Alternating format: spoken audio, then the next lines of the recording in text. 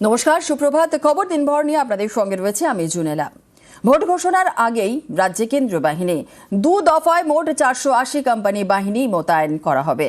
1 March এবং 10 March এই প্রথম ভোট ঘোষণার আগে রাজ্যে এত সংখ্যক বাহিনী মোতায়েনের সিদ্ধান্ত। এখনো ভোট ঘোষণা হয়নি, তার আগেই রাজ্যে কেন্দ্রীয় বাহিনী। ভোট ঘোষণার আগেই রাজ্যে 480 কোম্পানি বাহিনী মোতায়েন করতে হবে। এর মধ্যে 1 মার্চ 240 কোম্পানি এবং 10 মার্চ 240 কোম্পানি বাহিনী মোতায়েন করা হবে বলে জানিয়ে দিয়েছে স্বরাষ্ট্র মন্ত্রক। এটা ইসিআই থেকে হয়েছে, এটা আজকে খবর পেয়েছি আমি। এই কেন্দ্রীয় বাহিনী কিভাবে কাজ করবে বাট দেখা যাক, এটা তো এখানে লেখা আছে কি ডিজি সঙ্গে কথা করবে, স্টেট যে অবজার্ভার আছে ওনার সঙ্গে কথা করবে, সবাই সঙ্গে কথা করবে, অর্ডার মধ্যে লেখা আছে।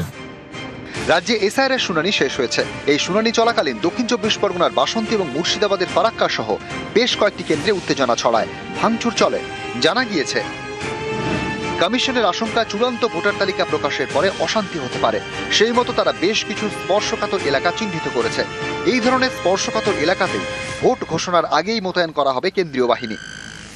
বিধানসভা ভোটের নির্ঘণ্ট প্রকাশের আগেই রাজ্যে মোতায়েন হচ্ছে কেন্দ্রীয় বাহিনী। কিন্তু এই কেন্দ্রীয় বাহিনী রাজ্যের কোন কোন স্পর্শকাতর এলাকায় মোতায়েন করা হবে তা নিয়ে সিদ্ধান্ত নিতে আগামী সপ্তাহে বৈঠক হতে চলেছে। যে বৈঠকে চূড়ান্ত হয়ে যাবে রাজ্যের কোন কোন এলাকা স্পর্শকাতর এলাকা হিসাবে চিহ্নিত করছে জাতীয় নির্বাচন কমিশন।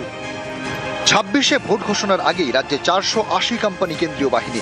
এভাবে বিধানসভা ভোট ঘোষণার আগে 2016 সালে রাজ্যে বাহিনী মোতায়েন করা হয়েছিল, কিন্তু তার সংখ্যায় এত বেশি ছিল না।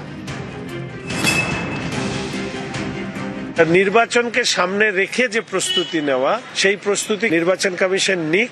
কিন্তু নির্বাচন কমিশন বাহিনী পাঠালে হবে না, বাহিনী সক্রিয় থাকে। এখানে তো পুলিশ বাহিনীকে অন্য রাস্তায় নিয়ে যায়, যেখানে ঝামেলা হয় তার উল্টো দিকে নিয়ে চলে যায়। এতে তো কোনো লাভ হবে না। বাহিনীর সংখ্যা, বাহিনীর উপস্থিতি নয়, বাহিনীকে কার্যকর ভূমিকা পালন করতে হবে। গতবার প্রায় 950 কোম্পানি বাহিনী এসেছিল। পারলে রাশিয়া ইউক্রেনের বাহিনী আনবে, পারলে রাষ্ট্রপুঞ্জের শান্তিরক্ষী বাহিনী আনাবে। দিনের শেষে বাহিনী ভোট দেবে না, ভোট দেবে বাংলার মানুষ। যে বাংলার মানুষ দেখছে বিজেপির বঞ্চনা, বিজেপির অত্যাচার, এই লজিক্যাল ডিসক্রিপেন্সির নামক অসভ্যতা, বাংলা ভাষায় কথা বললে অত্যাচার। 10.5 কোটি বাঙালি যখন ভোট দিতে যাবে, ভোটের লাইনে এই হয়রানিগুলোর লাইন বাঙালি ভুলবে না। সোমরাত বন্দ্যোপাধ্যায়, নিউজ 18 বাংলা।